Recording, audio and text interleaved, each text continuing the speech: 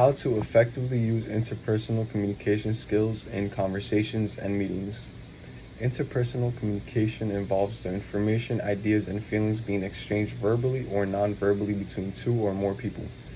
Being able to communicate and navigate through an organization's culture requires a lot of work, but the result is well worth it when people respect you for your professionalism and communication competence.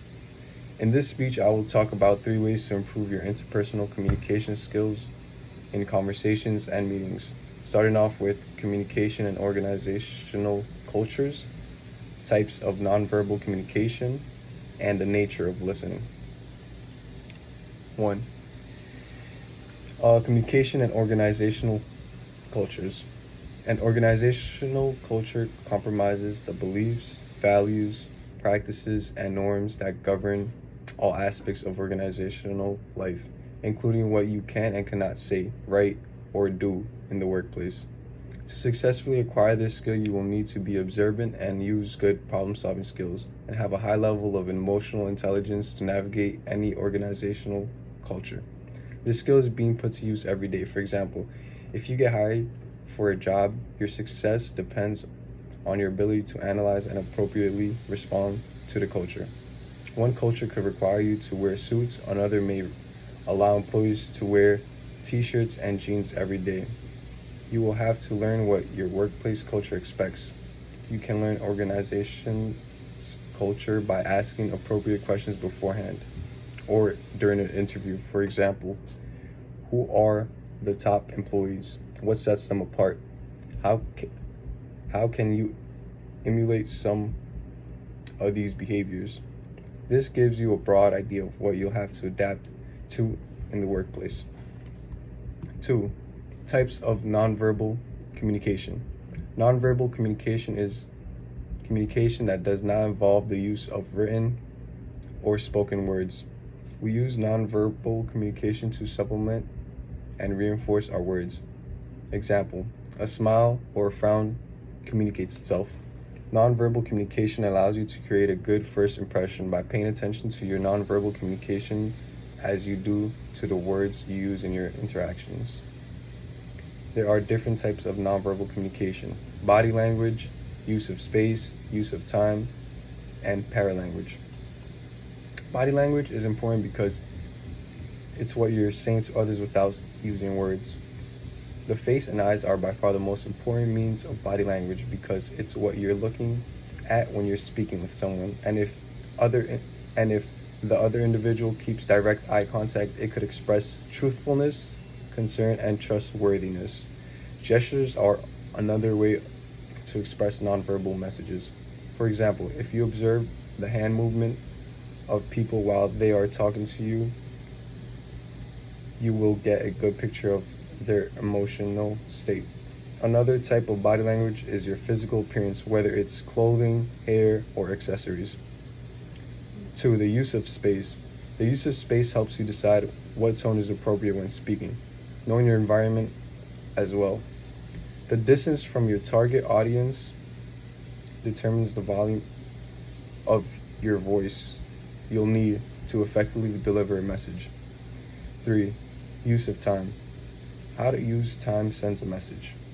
Your response to time reflects you as an individual. Your ability to understand the value and use of time in your organization is key to reading your organization's culture. There are 2 types of values. Monochronic people tend to view time as linear and always moving ahead, and who expects events to happen at a scheduled time, while polychronic people tend to have a more indefinite view of time and view time as an object to be accomplished if possible. Paralanguage has to do with the sound of a speaker's voice. Those hints and signals in the way words are delivered, such as emphasis, pitch, volume, speed, and connectivity. The clues become a part of the meaning that is conveyed by a spoken message. For example, counting 1 through 10 a number of times expressing a different emotional state. Speakers and listeners have assumptions about how a message should sound. So when speaking, you should do whatever you can to influence these assumptions positively. 3. Listening is important because having excellent interpersonal skills requires good listening skills. The listening process involves not only the sensing of sound but also the addition of filtering and remembering what you have heard. 1. Sensing is one factor. It is the ability to process sound, understanding that people will process information differently from those who have a hearing loss or processing disorder. Another factor is our attentiveness or concentration.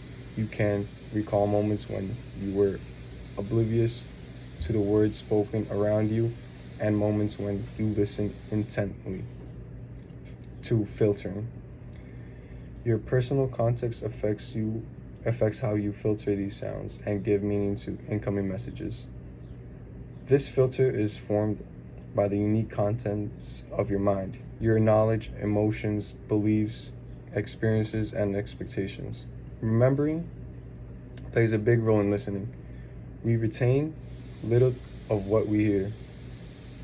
When multitasking, we retain little information because it makes people less productive, but also impacts our ability to retain what we hear. For instance, students who multitask on their phones or computers during a classroom lecture are most likely not going to retain a lot of information. In this speech, I hope you learned the importance of being able to communicate and navigate through an organization's culture.